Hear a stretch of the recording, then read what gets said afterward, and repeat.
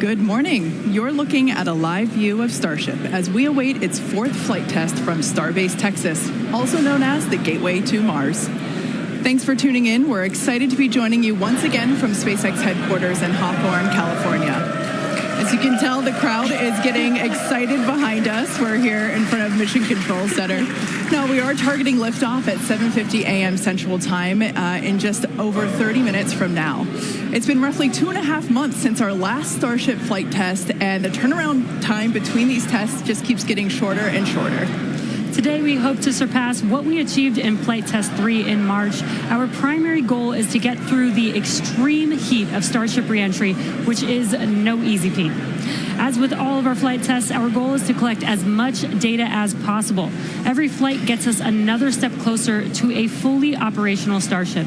Starship is the most powerful vehicle ever developed and the first design of a rocket that is capable of making life multiplanetary. Starship will allow us to land humans on the moon again after more than half a century, fly the heaviest payloads ever flown, and ultimately fly humans further into space than ever before. Getting there will require us to fly frequently, which is why we're producing so fast. We already have hardware built and are preparing for our next several flights. But the most important thing about Starship is that it's designed to be fully and rapidly reusable and, of course, reliable. We've been designing from day one to realize a vision of having an entire city of people on Mars, something we know will take launching millions of pounds of cargo and equipment into space spread across thousands of launches.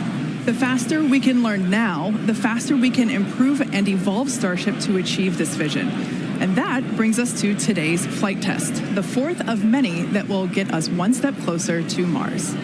But before we dive into the details of today's test, let's do a quick rewind and talk about our last integrated flight test, Flight 3. On March 14th, Starship successfully lifted off at 8:25 a.m. Central Time from Starbase, Texas.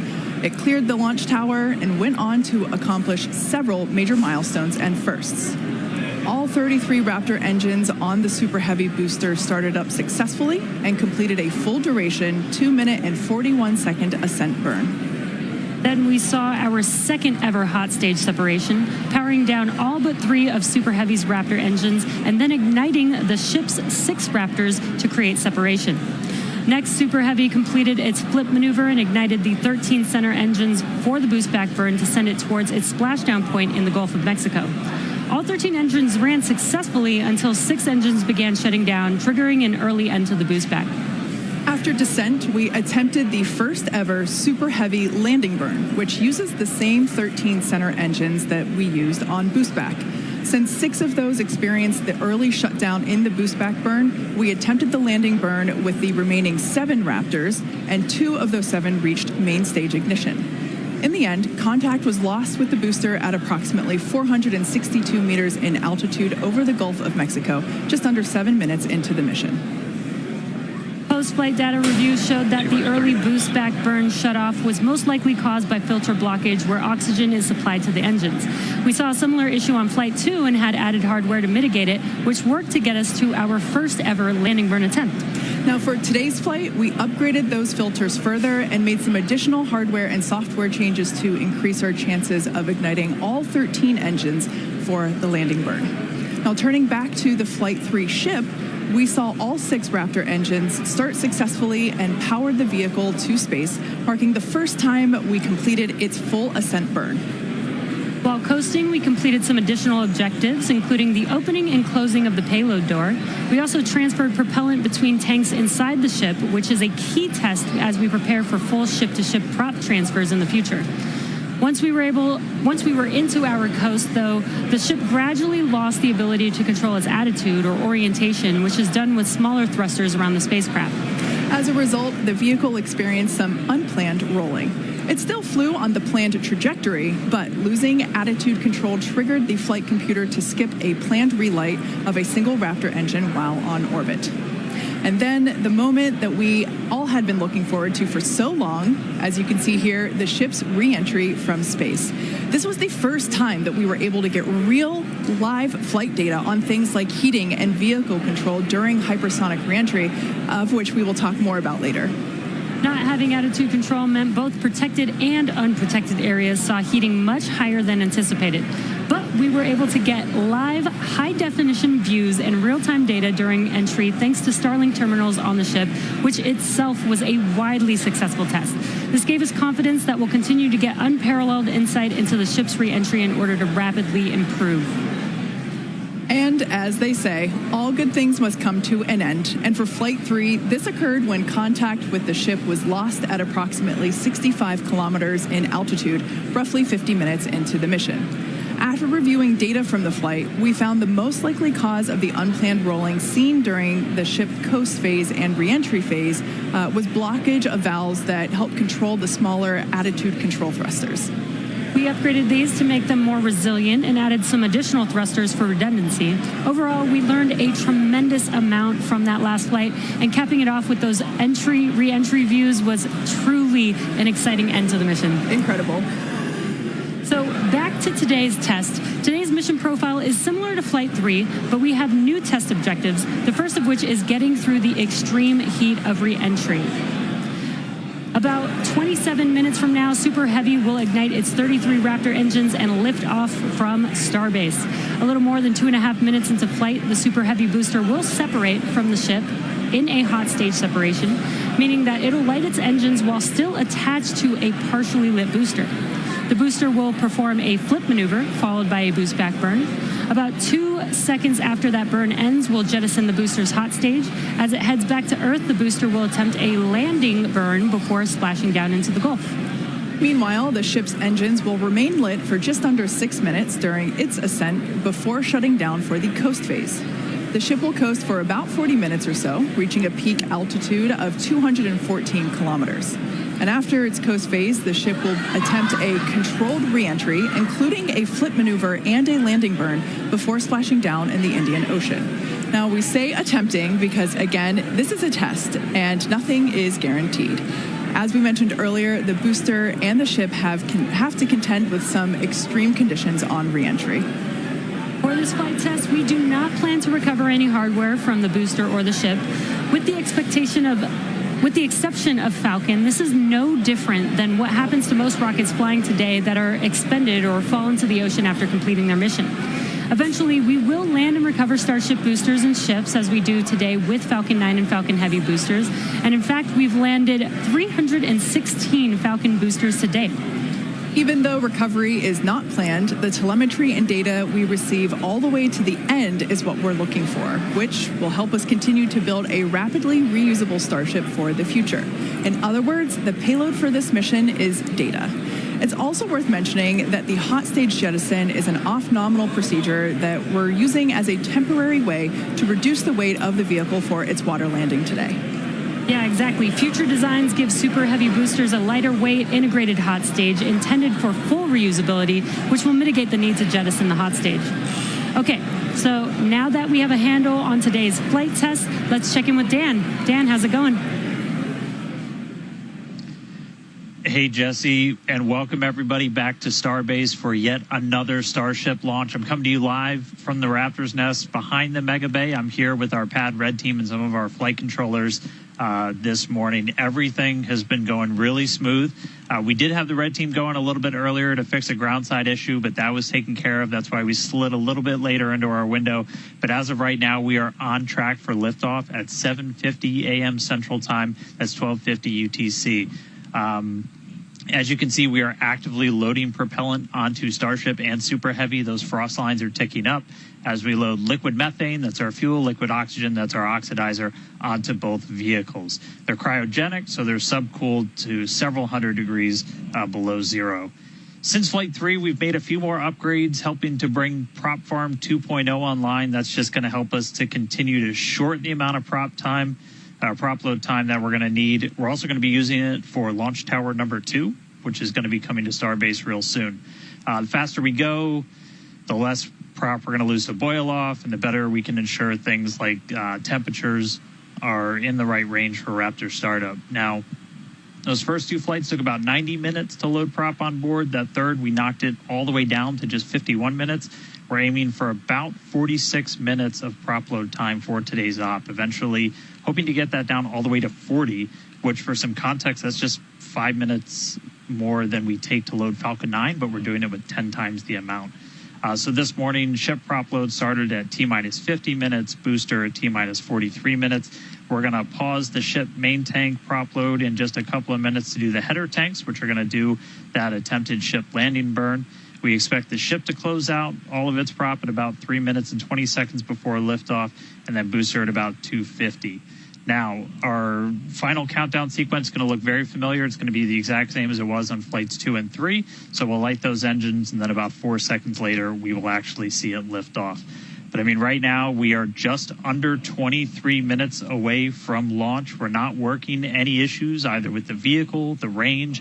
Weather is 95% go, so not dealing with any winds or weather issues today. If we do have to scrub, our next attempt would probably be about 48 hours from now. It's all going to be driven by commodities and just how far we get into the count. But everything looking good for liftoff just about 22 and a half minutes from now. I'll check back in with you guys in a few minutes, and I'll send it back over to Kate and Jesse. Excellent. Thanks, Dan. Flight tests like today are the fastest possible route for us to dramatically improve Starship's capabilities. The Starship flying today has already seen a number of changes based on what we learned from Flight Test 3 in March, which was only 2.5 months ago. Development moves really fast here at SpaceX. Let's take a closer look at the iteration of the vehicle flying today. Starship is comprised of 2 elements, the ship, which has 6 Raptor engines, and the Super Heavy booster, which has 33 Raptor engines. The current iteration of Starship is essentially an experimental vehicle flying for development. Starship 2 will be capable of carrying more than 100 tons to orbit, and Starship 3 will be able to handle more than 200 tons to orbit. Compared to Saturn V, the rocket that first took astronauts to the moon, Starship has more than twice the thrust. And with a few planned upgrades, Starship will have 3 times the thrust of Saturn V, plus the added benefit of full reusability. The amount of mass that we're able to launch per rocket is crucial to creating a self-sustaining city on Mars. Now, to get a sense of how big Starship is, let's start with the average-sized human, which is about 2 meters high. And towering over our average human is the length of the Millennium Falcon, which comes in at 35 meters. Our Falcon 9 rocket with the payload fairing attached is double the size of the Millennium Falcon at 70 meters, and nearly twice the size of that is the fully integrated Starship at 121 meters tall. The ship is about 50 meters tall, and the Super Heavy booster alone stands 71 meters. Eventually, the ship and booster will get even taller. Starship's first stage has a diameter roughly 2.5 times that of Falcon 9, and with 33 much larger Raptor engines, as you see there. I love this view because we don't have this view on our Falcon missions. This is looking up under the Super Heavy booster. Now, moving up the rocket, the ship features 6 Raptors, 3 sea-level engines, and 3 vacuum engines, which, as the name suggests, are optimized to operate in the vacuum of space. And Starship is designed for vertical takeoff and landing on any hard surface. The ship is also outfitted with 4 flaps to help aerodynamically control the vehicle's attitude during atmospheric flight and enable a precise landing. And in between the first and second stages is our hot stage, our newest separation technique, which we saw in action during flight tests 2 and 3. The body of Starship is wrapped in a heat shield made up of 18,000 hexagonal ceramic tiles designed to insulate the vehicle during atmospheric entry, where temperatures can be as high as 2,600 degrees Fahrenheit or over 1,400 degrees Celsius. Speaking of those heat shield tiles, re-entry was a pretty exciting first for our team, and Starlink allowed us to gather critical data about this stage of flight. Reusability significantly reduces the cost of space travel, and it's the key to making humans a multi-planet species. Starship is designed for rapid reusability, which means the booster and the ship need to re-enter Earth's atmosphere and land back precisely at the launch site. With each flight test, we gather more and more data to help hone Starship's re-entry capabilities. The more information we have from each flight, the quicker Starship development can proceed. One way to gather more information is to improve communication throughout the flight, including re-entry, where historically there has been a communications blackout. To do this, we equipped Starship with Starlink terminals to expand its communication capabilities. The Starlink terminals are those 4 black squares that you see there on top of the ship. Starlink is the world's largest constellation of highly advanced satellites operating in a low orbit around the Earth, providing high-speed internet on Earth and now in space. Starship is designed to have a large surface area to create considerable drag during re-entry. Traveling at about 27,000 kilometers per hour, or almost 17,000 miles per hour, Starship compresses the air in front of it, causing the temperature of the air to rise and ionize, turning it into plasma. This plasma layer interferes with communications by absorbing and reflecting radio waves, leading to the communications blackout we've seen historically with spacecraft during atmospheric reentry. With Starship, most of that plasma is built up around the front and sides of the vehicle, leaving an opening downstream where we're able to point our Starlink terminals. And with Starlink also operating at a higher frequency than traditional space-based communications, we're able to power through any residual plasma to provide real-time video and data at high speeds back to the ground. Super cool. We actually got to see this in action on Starship's last test, Flight 3, which had the first ever live HD video of a spaceship re-entering the atmosphere. SpaceX engineers were able to gather data on the performance of Starship as it re-entered the atmosphere and watched the heat shield in action. Now, the physics of re-entry are extremely hard to replicate perfectly on the ground, so access to this data is an invaluable tool for rapid iteration. In fact, one cool observation from that Flight 3 was seeing how shockwaves form at different parts of the vehicle and how they interact to put pressure on the ship, especially the flaps. This is really valuable for Starship since no spacecraft has ever flown with 4 movable flaps like what we use for aerodynamic control. Starship's greatest strength will be rapid and reliable reusability, and Starlink has become a critical tool to make that a reality. Over the next few flights, we'll continue to improve the Starlink performance on Starship, eventually enabling more views and enabling more data to be transmitted in real time. And we'll keep experimenting during entry. You might have noticed a few tiles missing or looking different near the bottom of Starship. We intentionally placed 1 thin tile and removed 2 tiles completely. In their place, we now have sensors to see how hot things get without the tiles in those locations, while also testing some backup thermal protection options. Ideally, we expect Starship's reentry to improve on each flight, thanks in part to this wealth of new data. But if getting to space is hard, returning from space is even harder. That's right. No one has ever succeeded in creating a fully and rapidly reusable heat shield. So we could see some spectacular failures before we get this right. But with communications improving on each flight, we will continue to gather more and more data to inform our development. We're now about 15 and a half minutes until our next liftoff attempt. In the meantime, let's take a look at some of the technology we have in development as we prepare to head to the moon in future missions. Starship will be taking astronauts to the moon as part of NASA's Artemis program.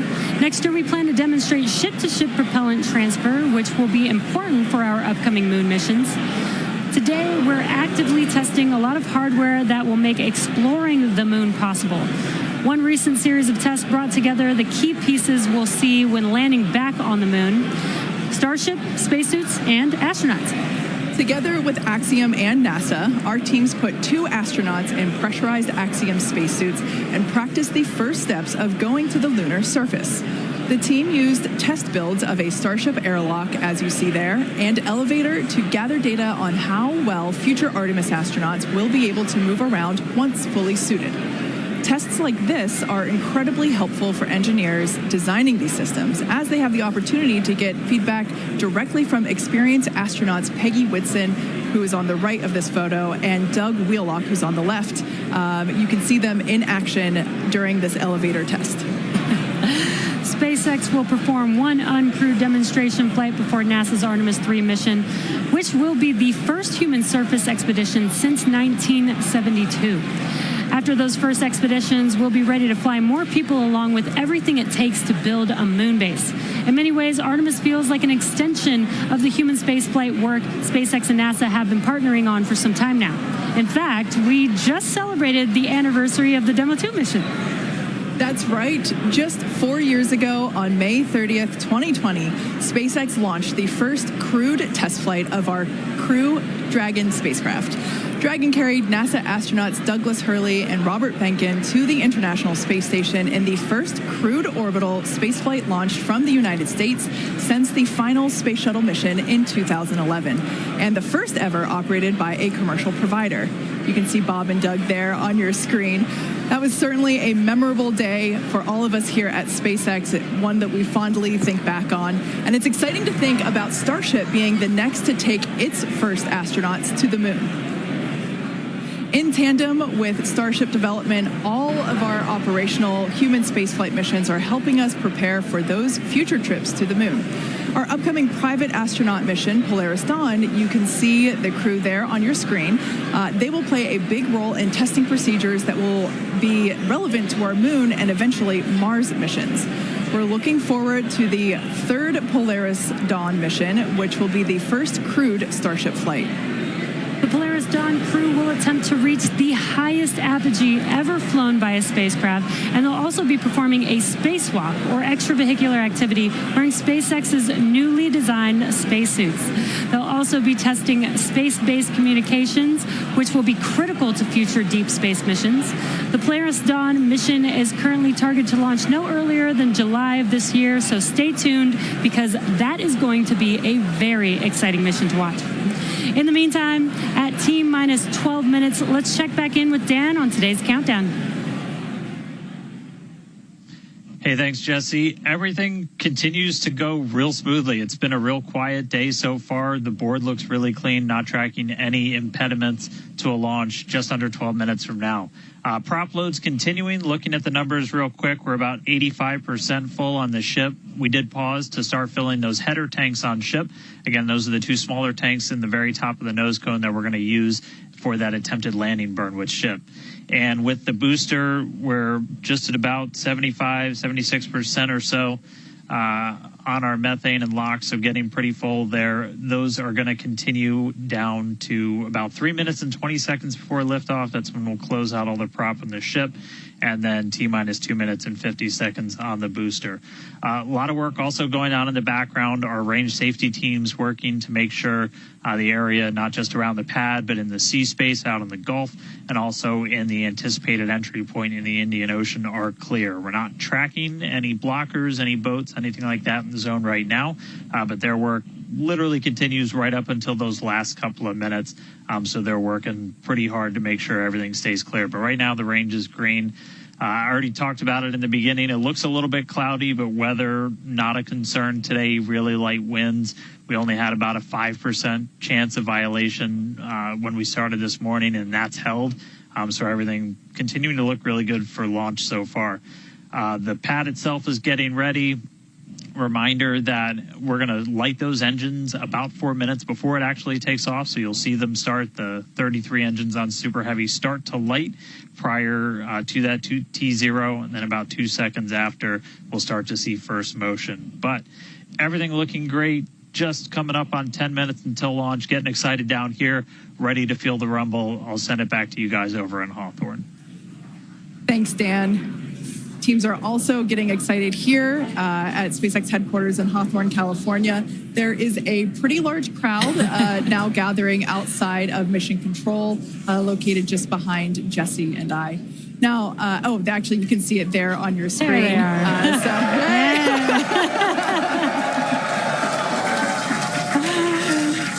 Everyone getting super pumped for our fourth flight test. Now, as a reminder on that note, today is just a test, the fourth of many future flight tests of Starship before it becomes fully operational. So whatever the outcome and however far we get, we can promise excitement. This rapid iterative development approach has been the basis for all of SpaceX's major innovative advancements, including Falcon, Dragon, and Starlink. Today, we've successfully landed Falcon 9 boosters 316 times, changing humanity's understanding of what's possible when it comes to rocket reusability. And even though we are not recovering the booster or ship today, test flights like these provide critical data through every phase of flight, which will get us closer and closer to full reusability, and we have a lot more tests planned for this year. When we start recovering Starship boosters, we'll want them to return to the launch site for a quicker turnaround, which you can see in this animation on your screen. And that's when the tower reveals its dual purpose. After launch, the arms or chopsticks on the tower will help guide the booster into position to ensure a precision landing. And our goal for the near future is to have 4 launch towers, 2 in Cape Canaveral in Florida, and they will look very similar to the ones that you see here in this animation. As we know, we find that our renderings tend to end up looking really similar to real life. So while this is a rendering, we do know we can look forward to this in the future. Like I said, we're going to have 2 at Cape Canaveral in Florida and 2 located at Starbase. Starbase will continue to be used for flight tests, and the towers at the Cape will come online as we prepare to fly operational Starship missions. In fact, we recently upgraded the actuators in the chopsticks, which are responsible for swinging those arms in for a catch. And we'll be testing an operational step on this flight by moving the chopsticks to the catch position immediately after Starship flies away. That's going to be really incredible to see. As we mentioned, we have a lot more tests planned for this year, so we need a lot more hardware. Today, we have ships and Super Heavy boosters built and either ready to launch or in testing for the next several flights, with more coming off of the production line as SpaceX's Star Factory continues to grow. The latest phase of the factory currently under construction will come online this summer, giving us several 100,000 more square feet of space. Yeah, when you step into this factory, it is truly inspirational. My heart jumps out of my chest every time I'm there. Now, this will enable us to increase our production rate significantly as we build toward our long-term goal of producing 1 ship per day. And coming off the production line soon, Starship version 2. Now, with all that being said, let's check back in with Dan for the latest as we head into the terminal count. Hey, thanks, Kate. Everything still looks great. We're getting ready to launch. We are just under 6.5 minutes away. You can see when we throw up the graphics for prop load that we're almost closed out. Ship more than 90% full. Those header tanks are done. And then the boosters coming up on 90% real soon. So we're going to see those close out in the next couple of minutes. Ship's going to end at about 3 minutes and 20 seconds. It'll be fully loaded. And then booster at about 2 minutes and 50 seconds. After all the props loaded on, we go through a lot of steps to safe ground systems. You're doing things called pushbacks, where you're just clearing all of those lines on the ground of propellant before we lift off. But once we're done, we're going to have 10 million pounds of liquid propellant on board Starship to help power the most powerful vehicle ever designed. If we do hold, we have a built-in hold gate at T-minus 40 seconds. We can hold there for about 30 minutes or so today if we need to wait for final pressure checks or for if we have anything on the range, anything like that. Did just get that the range is green, so we are coming up 5 minutes and 20 seconds away. We are not planning to hold at T-minus 40 unless we trip some kind of hold alarm, something like that.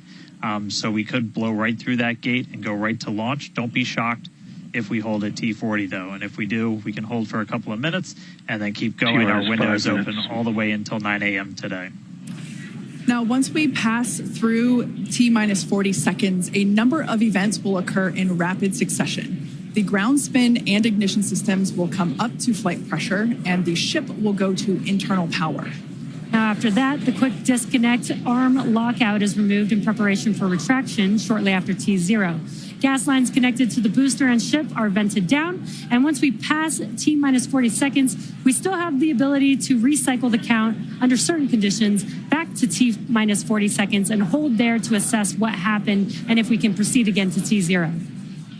However, once the water for the deflector system begins flowing at T-minus 10 seconds, any issue after that would be an automatic scrub for the day, as teams would need to refill the deflector's water tanks, as well as the lock storage tanks at the tank farm before making another attempt. So, as Dan mentioned earlier, we are not planning to hold at the optional T-minus 40-second mark.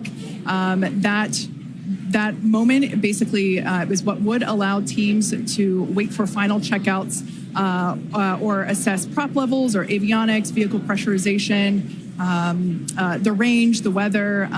Weather is 95% go, as you can see from these incredible drone views that we have and pad cams. It is a beautiful day. Of course, we have some clouds billowing from the locks there. Yeah, and again, a reminder that the payload for this mission is data, and our primary goal is to get SHIP through the extreme heat of reentry today. We're very excited to see that. We did get very close on Flight 3, so I'm excited to see how these iterations that we've made to the vehicle will help improve our chances of success today. Yeah, absolutely. Now, just as a reminder for the booster, now we are not attempting to recover any hardware today, both either on SHIP or booster. For the booster, we will be attempting to perform a landing burn to have a soft splashdown in the Gulf of Mexico.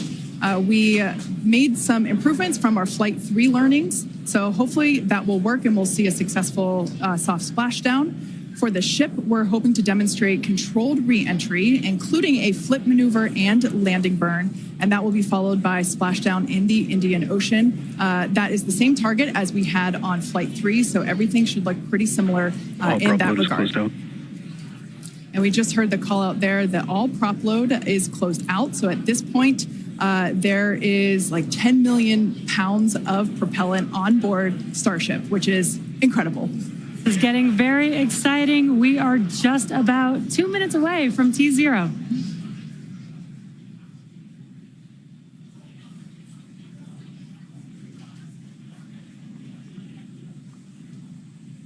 And as Jesse just said, we are under 2 minutes away. So prop load is complete. All the fill drain lines into ship and booster have closed. Right now we're doing the pushback, so clearing out all those ground lines of propellant, and that'll be completed over the next couple of seconds. We're coming up on that T-minus 40 mark. Again, not planning to hold. If we do, or if we get a hold after we pass it, we can snap back to that T-minus 40, and then we can stay there for about 30 minutes or so if any other issues crop up. Once we pass T-minus 40, a lot of things happen, both on the vehicle and the ground. It's running a lot of its own self-checkouts, venting different tanks and pressure lines throughout the vehicle. We essentially built that 40 seconds as that's about how much time it takes for the vehicle to take all of those actions, which is why we hold there. But all of that happens automated. You do a final checkout of the TVC, the thrust vector control, how we're going to steer. And then we see liftoff. So we're under a minute away.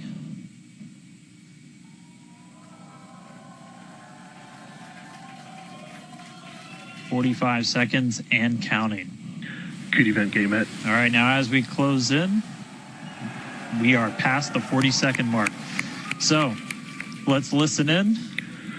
Flight Director Ty Huntington's going to take us through one more time for a Starship liftoff.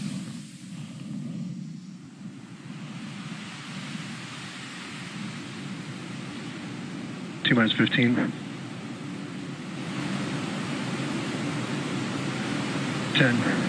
9, 8, 7, 6, 5, 4, 3, 2.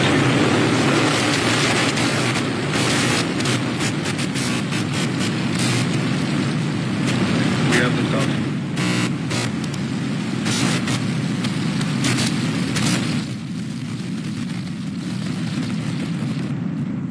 Vehicle is pitching downrange.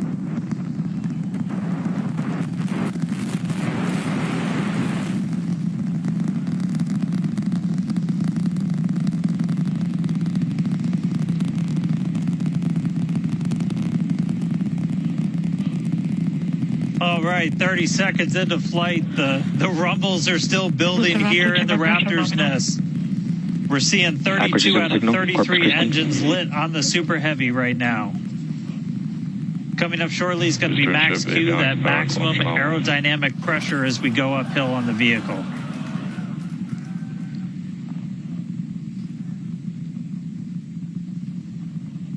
Max Q. All right, we just passed through max Q, so we're going to continue on up. We still have about a minute and 30 seconds until we get to stage separation. Starship now flying faster than the speed of sound.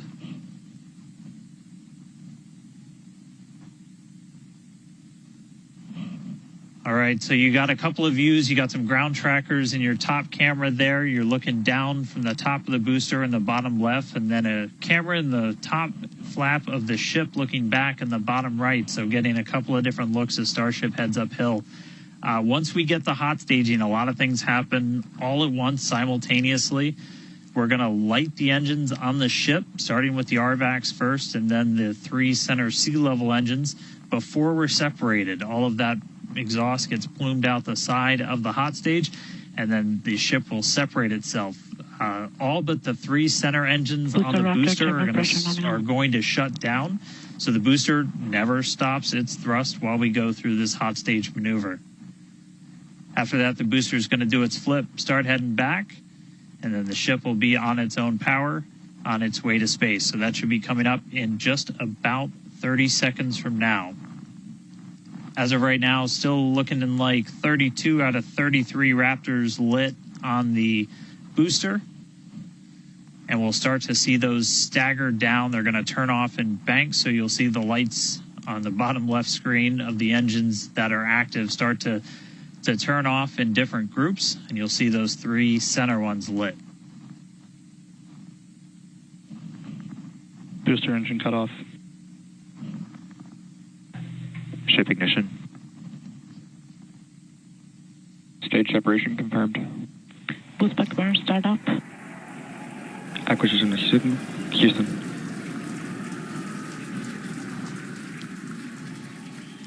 Hot stage confirmed. Ship under its own power. Booster boosting back. Looks like all 13 are lit. Kate, we got a booster on the way back to the Gulf and a ship on the way to space. Acquisition signal. Status. Ship chamber pressures are nominal.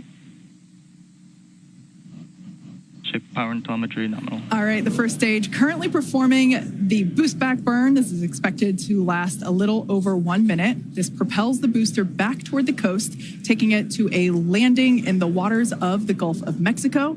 As you can see on your screen in the bottom left-hand corner, we were only using the 13 center engines from here on. Boost back burn shut down. Heard confirmation there of good boost back burn shutdown. Stage 2 tank pressures are nominal.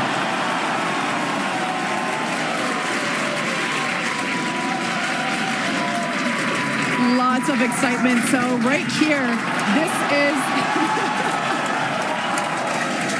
this is our view of the jettisoned hot stage. As we mentioned, this is a temporary fix to help reduce the weight of the booster. We have the Super Heavy booster. Future iterations will have a lighter weight integrated hot stage structure that won't need to be jettisoned. Now, after we jettison that hot stage, the booster will begin to attempt its water landing in the Gulf. In the meantime, the ship will coast for about 40 minutes or so up to an altitude of 214 kilometers. And after its coast phase, it will attempt a controlled reentry, including a flip maneuver and a landing burn just before splashing down in the Indian Ocean. But as a reminder, we are not attempting... Trajectory nominal. Good news there. Trajectory is looking good for the ship, which is on the right-hand side of your screen.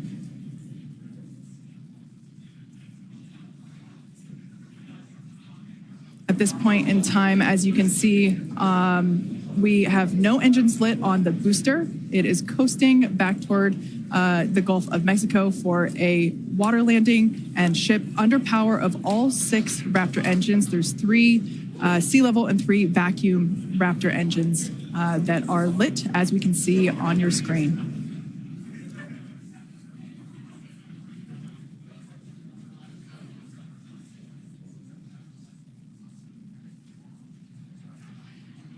These views have been looking incredible. Super Heavy has been performing beautifully today. And you can hear the crowd is very excited about it. As a reminder for Booster, the primary goal today is to do a landing burn and a splashdown in the water. And we are just about 30 seconds away from that landing burn expecting to begin. And an incredible view from the forward portion of the booster. This is basically on top of the Super Heavy booster where we have jettisoned that hot stage. So now we can see this incredible view of Earth as it's making its way back down to the Gulf of Mexico. Right now, the booster is using the 4 hypersonic grid fins to guide itself through atmospheric re-entry. And we are expecting that landing burn here.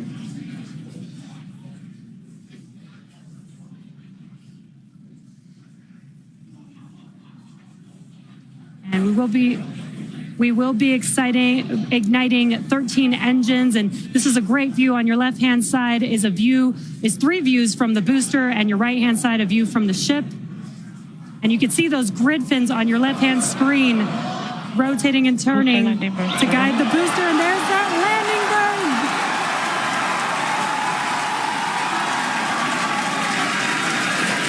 That landing burn just begun, and you can see the water below.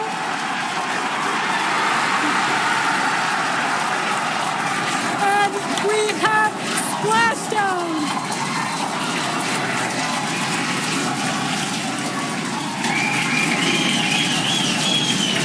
What an incredible sight! Congratulations to the SpaceX team! Ship has entered terminal guidance. That was absolutely incredible. The first successful splashdown of the Super Heavy booster. Loved seeing it just tip over into the water before losing that footage. Now, the next milestone is coming up in about under a minute. Ship is going to shut off its Raptor engines, Ship engine cut off. which we see right there. As we mentioned before, today's test flight is not an orbital flight, but rather one that demonstrates the Starship's orbital capability.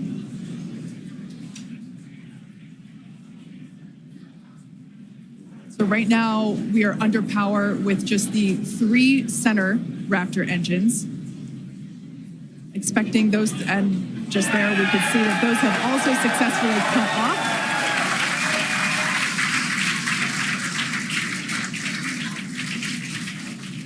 Ship FDS is saved.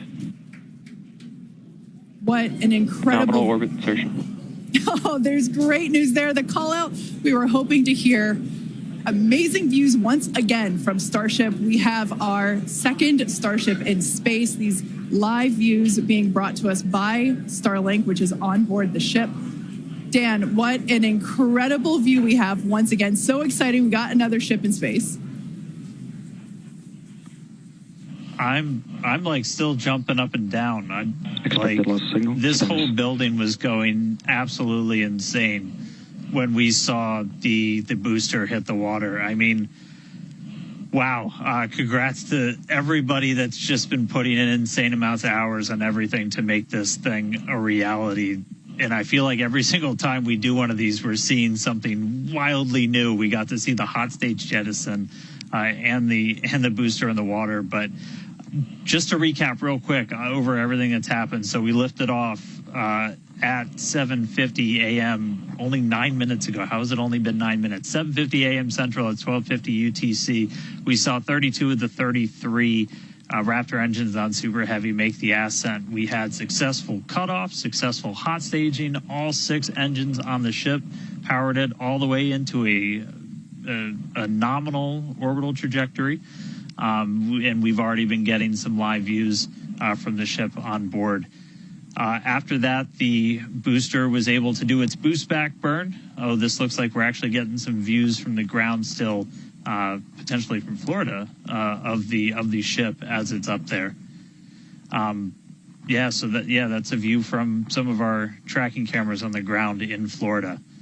But the ship, we just heard successful orbital insertion, so it's right where it needs to be and is now going to continue on its way to coast until it comes to reentry. But I mean, the booster, successful boost back burn, jettison the hot stage, and then a landing burn. It looked like we saw 12 of the 13 engines light up, and then that first ever soft splashdown in the water. So A whole lot still to come. Ship now on its way to its primary objective of entry. That's going to be coming up in just under 40 minutes from now. So a lot still to come, but wow, what a 9 minutes to start this mission off.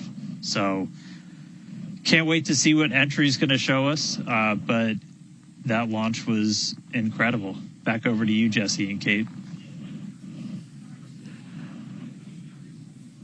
Wow. I am still trying to catch my breath here. That was some incredible views that we have never seen before. It has been nonstop since liftoff. And with the booster having completed its job for the day, we're going to take a short break for about the next 28 minutes, and we'll return while we're going to take a break while the ship is continuing to coast before re-entry. Exactly. As with Flight 3, Starlink may enable us to talk with the ship through re-entry with no communication blackout. We are still testing Starlink during this phase of flight, so of course nothing is certain. However, if we do have views, we will be sure to bring those to you live. Views such as the one, that we had. Well, of course, because I said it went away. So we will try to bring those to you live.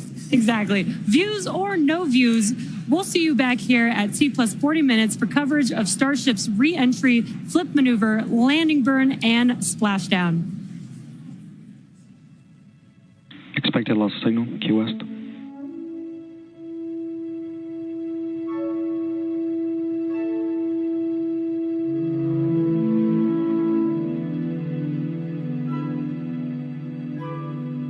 Expected loss signal, Cape Canaveral.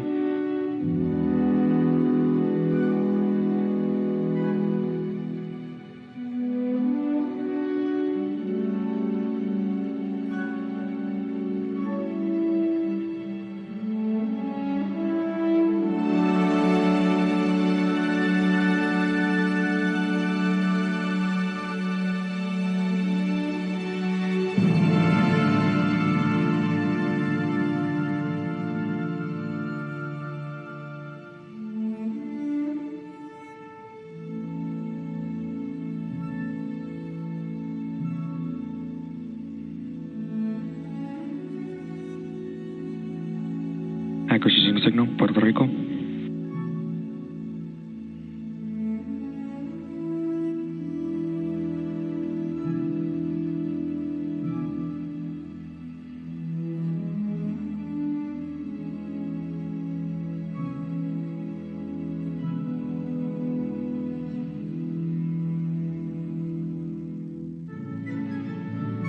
RVAC pre-valves are open.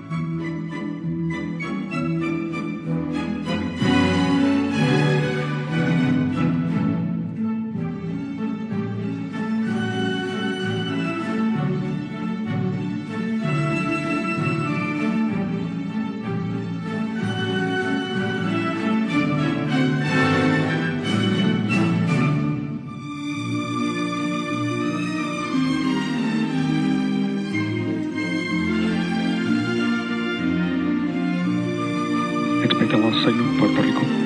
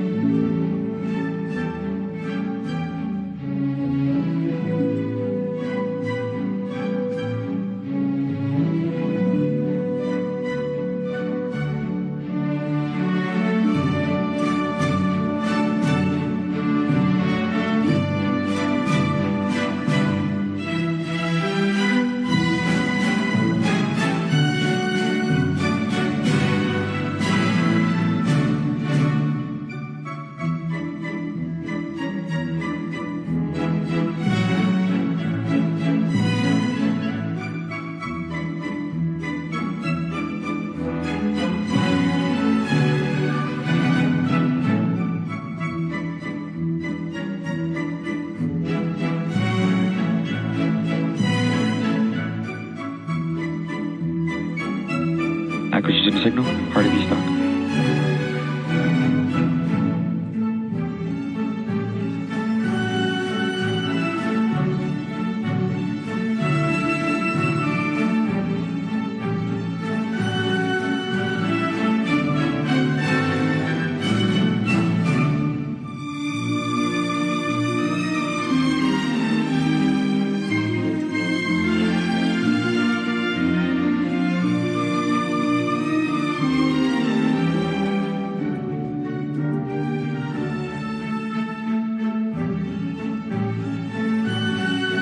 Starship is flying to entry attitude.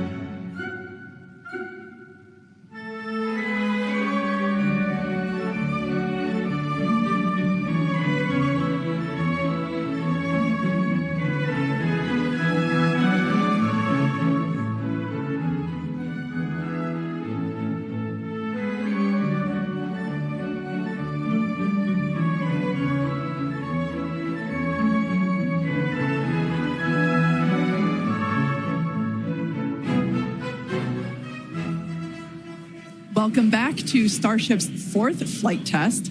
It has been an exciting day so far. We had an on-time liftoff of 7:50 a.m. Central Time, followed by successful hot staging, stage separation, jettisoning of the hot stage structure, an epic super heavy booster landing, water landing in the Gulf of Mexico, the first successful return of the super heavy booster. So that was incredible to see. And right now, the ship is in space. As you can see here by this view, we're looking at one of the flaps of Starship, one of four. You can actually see a close-up side detail of some of those hexagonal heat shield tiles.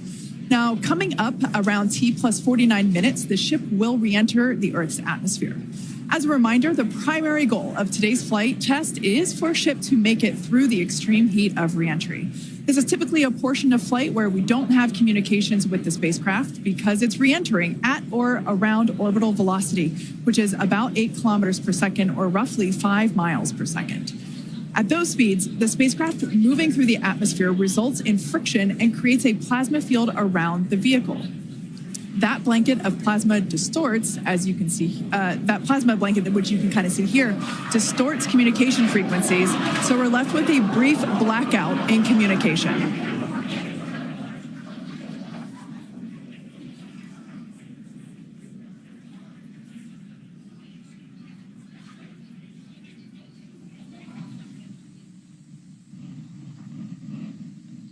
Yeah, that's right, Kate. And Starlink's what's really allowing us to capture as much data as possible, especially through this reentry.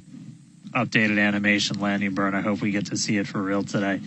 But these live views that we're getting now and we're going to continue to get are through Starlink. That's going to allow us to get as much data as possible, which we've said it before. We're going to say it 9,000 times. The data is the payload on these flights. So as much as we can learn, that's just going to pay dividends on all of our future flights and help us get Starship to an operational phase. Reentry, obviously a really critical phase of the flight, and it's the one that we're now most focused on cracking to get us closer to that full reusability. Starlink is going to be able to send us data back all the way through reentry. We've done some additional testing, and we're expecting to be able to get data from Starlink thanks to its high frequency and kind of the orientation and everything of Starship all the way through reentry. And then got a new view here. We have two external views. We had this one on Flight 3. We've got two for this one.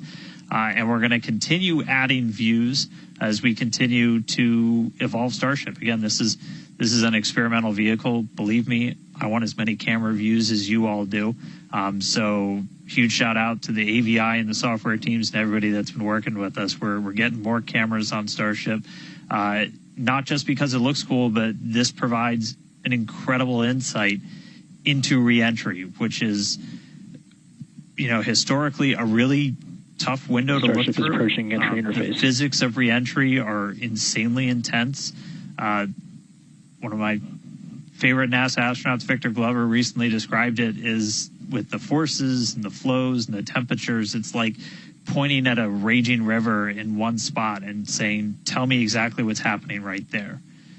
And that's what a ship is experiencing as it goes through, as it's moving through the atmosphere at, more than 5 miles a second and heating up to thousands of degrees. So just having visual representation, just being able to see what's happening is incredibly valuable. So these views are going to be through Starlink. We've got this one. This is in one of the forward flaps looking back. So if you see it rotating around, that's because, again, it's embedded in one of those forward flaps. So as we get through and we start to build up density in the atmosphere, this view is going to move around as the flap does. And then the other one we had a little bit earlier is looking at one of the other forward flaps on the other side. Eventually, we're going to keep adding more cameras to Starship, get a couple of different views from the outside of all the different areas, and then also eventually to be able to see payloads once they're deployed. So a lot more exciting stuff coming up in the future. But right now, we're getting closer to reentry. Again, we're going to be moving at hypersonic speeds of more than 5 times the speed of sound. We're going to see that plasma start to build. So, Kate, Jesse, excitement coming up. Yeah, as you can see with that view on your screen, again, high def brought to us by Starlink. We can see the plasma beginning to build as the ship is getting closer to the Earth's atmosphere. Now, let's talk a little bit about how Starship will survive reentry, hopefully, and control itself. Exactly. We've been talking about this entire flight test. There's 18,000 hexagonal ceramic tiles surrounding the bottom portion or the Earth-facing side of the ship. Through 100 kilometers altitude, good altitude for entry. Great call-outs there. Now, during atmospheric reentry, the vehicle is going to see temperatures as high as 2,600 degrees Fahrenheit or over 1,400 degrees Celsius. So those tiles are there to help protect the vehicle from this extreme heat. Yeah, and the flaps will help control it. Now, one noticeable difference I see immediately, those flaps are not moving as much as they were on Flight 3. So that is a great sign, right? We had unplanned loss of roll control on Flight 3, so we added some additional thrusters, and we can see that they're working well, and we have a much more stable view. So those flaps, there's 4 of them, 2 at the top and 2 at the bottom. They're made out of stainless steel, and they help steer the ship, which, as we can see, the plasma continuing to build. Now, if the ship survives reentry, it will have to perform a flip maneuver as well as a landing burn. We saw this demonstrated in a couple of high-altitude flight tests back in 2020, 2021. Similarly, temperatures increasing on the nose within expected ranges. Great news there. It sounds like the temperatures that we are getting during this point, which again, we usually don't get during spaceflight because of this plasma. We're getting this live. This is a great news. So similarly to, for example, the serial number 10 test that we saw a couple years ago, we're hoping to duplicate that again today. Hopefully we will see it live. And basically the 3 center engines of the ship will reignite and gimbal or point to help flip the ship until those engines are pointing down so that it can land vertically using Raptor's thrust. And as you can see, even from the beginning of the program, we've designed Starship to land on Mars where there are no runways or other humans to help out. We also want rapid reusability, so we're doing... The vehicle is passing through 85 kilometers altitude. The flaps have control of the vehicle. Great news. Flaps have control of the vehicle. That's exactly what we want to hear for this flight test. Yeah. Again, we are going to be doing a propulsive landing instead of a more traditional means like parachutes. And we are expecting re-entry to begin here in just about a minute. Re-entry, an awesome view that we have here. Starship remains on a good entry trajectory. This is the same view that we had when we first returned from the coast phase. Again, this is looking at the side of one of the flaps. It's incredible that literally at the bottom of this picture, we're basically looking through plasma, which is just absolutely mind-blowing. Wild, very wild. Now we are expecting entry to begin here in about 30 seconds or so. Entry to splashdown is expected to last about 6 minutes long. And that flip maneuver should occur around about 10 minutes before splashdown. And such incredible views that we're getting. Approaching peak heating region. Great call outs there. Yeah, these views are absolutely astounding. Nose temperatures continue to rise within expected region. And in your bottom right-hand corner, you can also follow along with the altitude of ship as it's returning back to Earth. So once again, this view is basically looking down into the plasma blanket that is building up around the exterior of Starship. It is traveling, as you can see on your screen. You can look in the bottom right-hand corner and see how fast it's going, how high it is, as well as the general orientation. Again, we're seeing a lot more stability, a lot more control here on this flight, which is great. It shows that the iterations, the learnings... Starship is now in expected peak heating region. All right, great news there, telling us that this is basically the hottest point that Starship should get during its re-entry. Now, the heat shield is working with the atmosphere for some free braking, okay? The atmosphere is helping to slow the Starship down. Yeah, exactly. We're not using any engines or thrust to slow the vehicle down. Exactly what Kate mentioned. We're just using the atmosphere and those heat shield tiles protecting the vehicle as it's coming through that high heat temperature. Yeah. Now, this is another one of those moments that we have been waiting for. Right now, the ship is currently re-entering the Earth's atmosphere, and by all looks and all call-outs that we're hearing on the net, it is doing pretty well. Now, we do not plan to recover the spacecraft today, but rapid and reliable reusability is the ultimate goal.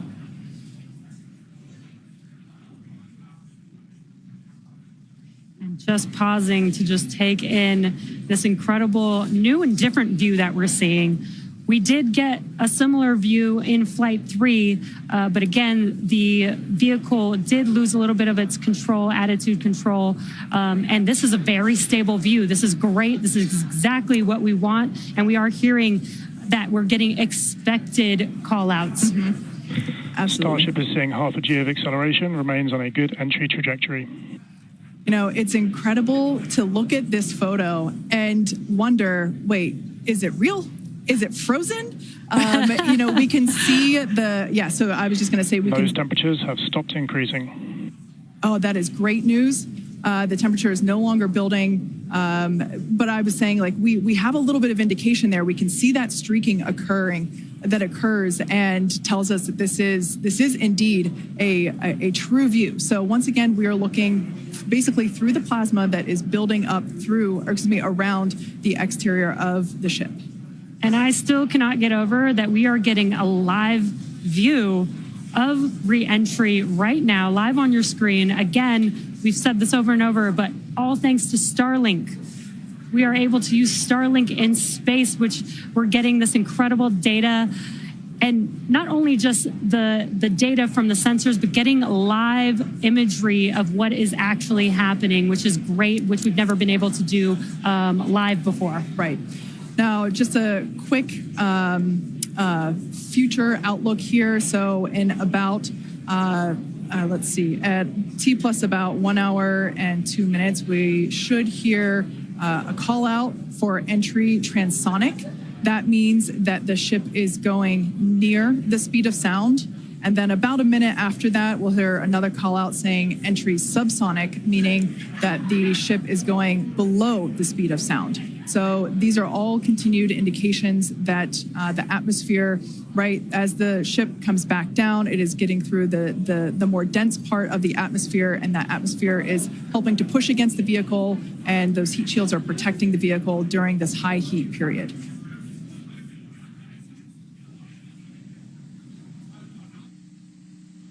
Yeah, Kate and Jesse, we're starting to see as the atmosphere gets denser, you're starting to see a few more particles make an appearance in the plasma there. You can see you're looking down at the aft end of the ship in the top left, and you're seeing essentially the flame build up as we go through reentry.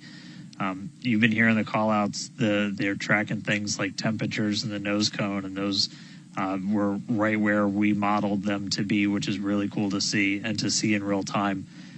But we're coming up, we're at about 67 kilometers in altitude.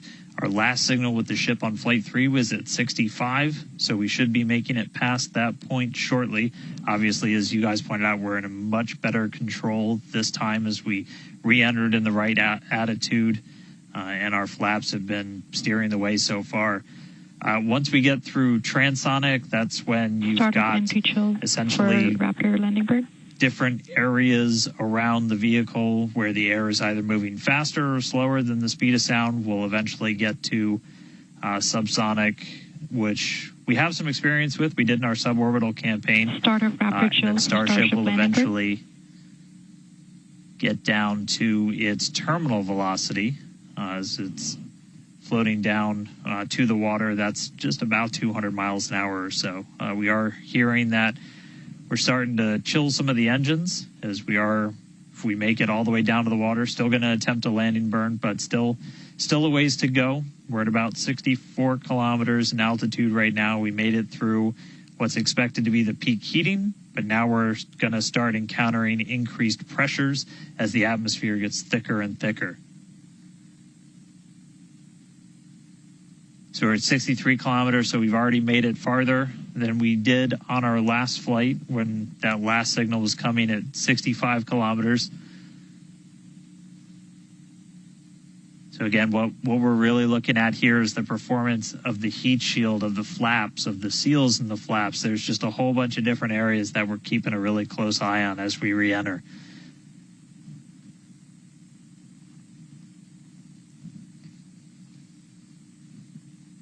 Starship remains on a good entry trajectory.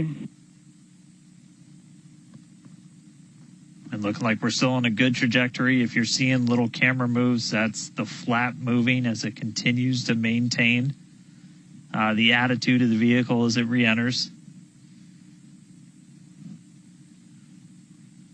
And I mean, not just camera views, but we've got sensors inside the ship. We've got those sensors down at the very aft end of the vehicle where we pointed out we had some intentionally missing tiles, where we've got some sensors looking at just how hot it's getting around there. We intentionally put those in essentially the least critical part of the heat shield, where if you had any kind of a breach, it wouldn't be great for reusability, but wouldn't be critical for actual making it through the reentry and to the landing.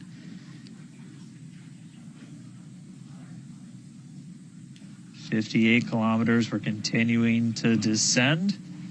Again, right now we are over the Indian Ocean. We're actually getting closer and closer to that expected splashdown point, which is just to the off the northwest corner of Australia.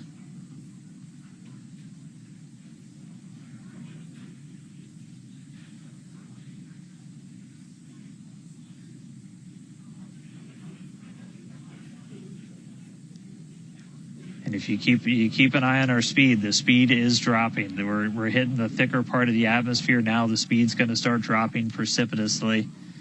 We're going to start getting to transonic pretty soon, and then after that we'll get into subsonic, where we're moving less than the speed of sound. But wow, what a light show so far.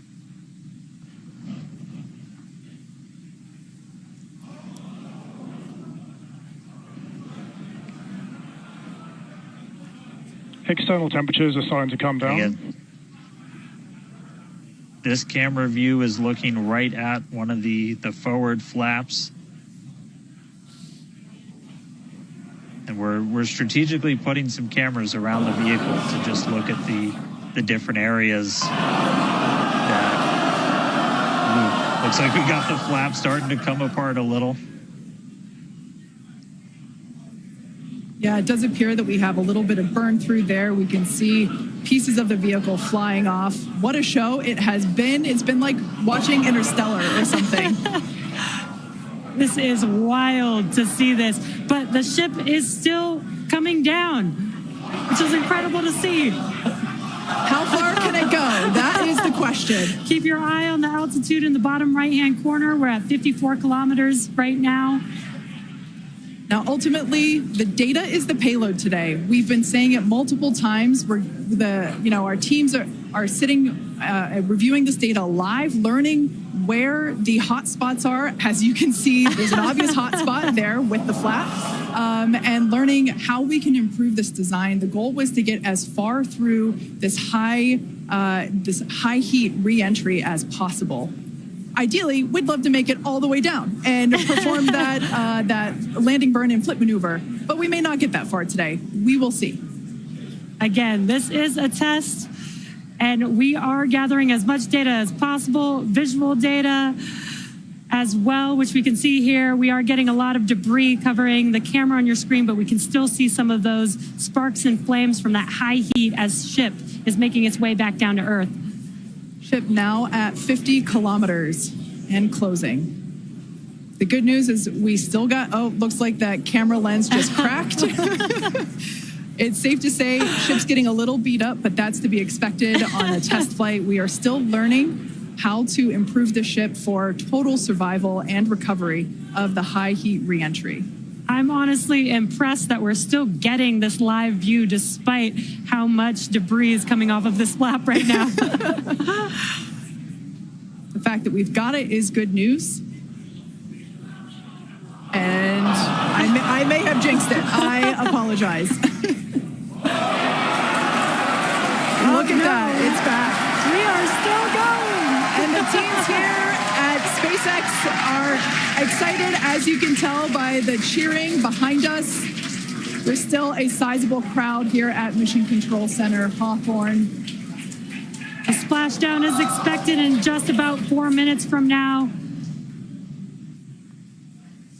And we're still moving. We still have live views. Starlink is doing an incredible job. Maximum entry dynamic pressure. External temperatures are dropping. Okay, good news. Those external pressures are dropping. The question is, how much the ship is left? We can't really tell. We can still see some of that particulate coming off. And unfortunately, we do have a cracked camera lens. But for any photographers out there and videographers, we know that's part of the gig sometimes. Yeah, and you can see that the speed is rapidly slowing down. That's actually really great news for us. We want the vehicle to be slowing down before it splashes down into the ocean. That'll help set us up for that flip maneuver, engines first down into the water. Exactly. So we have seen this flip maneuver demonstrated on previous high altitude flight tests like serial number 8. Oh, more views.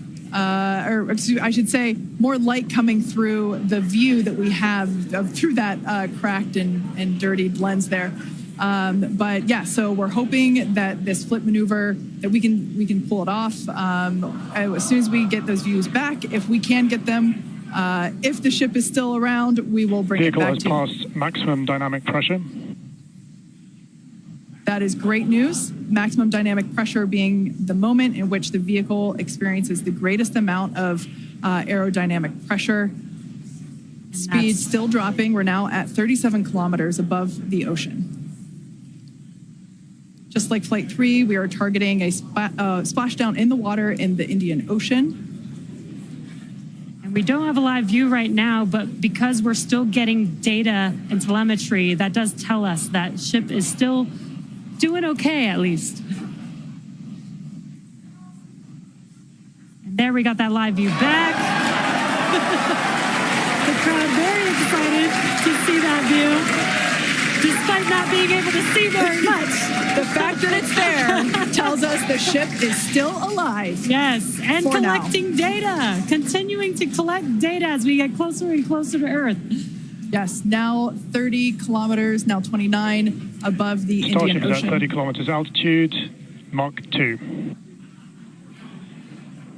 Sounds like the vehicle's traveling, as we just heard, Mach 2, which is, looks like we might, I thought maybe it might clear up. It is a little bit, now at T+1 hour, 3 minutes and 13 seconds into Starship Flight 4, hoping that the ship can hang on. It's probably potentially hanging on by a couple of bolts and threads, but it's still going, and that is excellent news. That deceleration is looking incredible. We're about to go under 1,000 kilometers per hour. Yeah. Starship is at 20 kilometers altitude. Now, keep in mind that even though we can't see anything, the data itself is what we really are. Starship is subsonic. Subsonic, they're telling us it's traveling below the speed of sound.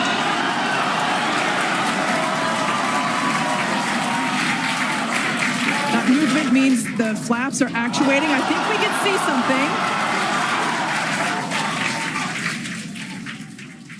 This is a nail biter. But we are, unfortunately, we can't see through the lens, but we're still getting the feed. Starship is now 11 kilometers over the ocean. All this data is incredibly important, even if, it breaks up right now. Okay, we can see that flap actuating through the glass. Starship is passing through 10 kilometers altitude.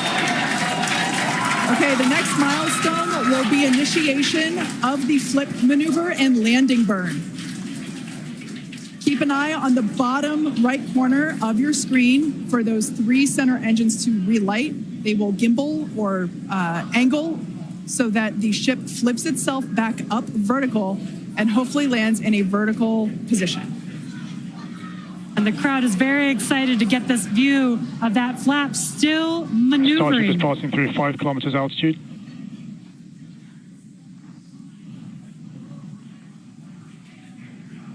This is incredible.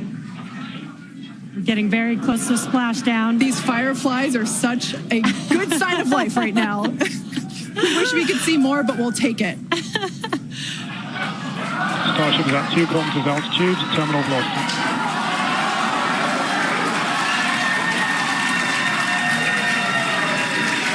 Landing burn startup for Starship. All right, good news there.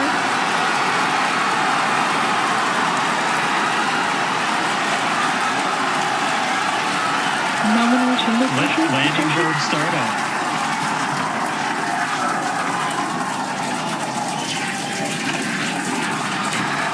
Starship is in landing burn.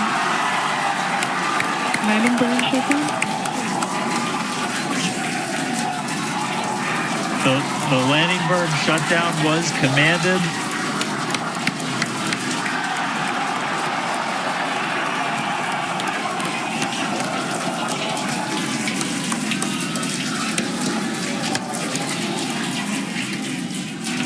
Wow. I mean, it was a little bit of use your imagination as you were going down with what we could actually see, but we were able to hear the ship did its landing burn. It sounded Starship like we might have got shutdown. 2 engines. And there's the final call for landing burn shutdown, but we'll go back through all the data, but we did get confirmation that a landing burn took place. Starship made it through re-entry and did its first ever landing burn. from South Texas to the other side of the earth. Starship is in the water. What a day. What a day, guys. Yeah. That was absolutely incredible. We we got views pretty much the whole way down. Analysis said it could do it. We weren't sure if it was going to be able to happen, but Starlink powered through, and we were able to get signal. We started to get some debris on the cameras and everything, but we were able to see it. So, I mean, what a day. Just recapping, everything started off today. We lifted off from here in Starbase just about an hour ago. It feels like a lifetime. Successful super heavy ascent, boost back, and its own splashdown in the Gulf. Ship made it to space, kept its attitude. Successful re-entry through peak heating. We got to see it under flap control through the atmosphere, and we got call out of our first ever ship landing burn after launch into space. So, just really incredible. So I'm going to take some time to collect myself, but wow, that was incredible. I can't wait for the next one. Over to you guys. It was so loud here. I haven't heard the crowd get that loud probably since liftoff of Flight 1, honestly. That was incredible. Congratulations to our teammates, to everyone who supported the Starship program. Thanks to all of our future customers for your support. And we'd also like to thank the people of Cameron County, Texas, as well as the Coast Guard, the Federal Aviation Administration, and the government of Mexico. And since Starship got a little bit toasty from that extreme heat of reentry, and we've got our very own Starship right here, let's have a toast of our own. I've been waiting all morning for this. Okay, may I? Light me up. Yeah. Just like Starship, I like this toasty. I'm keeping this. Now, we've got more Starship test flights coming to you soon. Be sure to follow the SpaceX account on X for more updates from today's test flight and future Starship tests. Thanks for watching, and we will see you next time.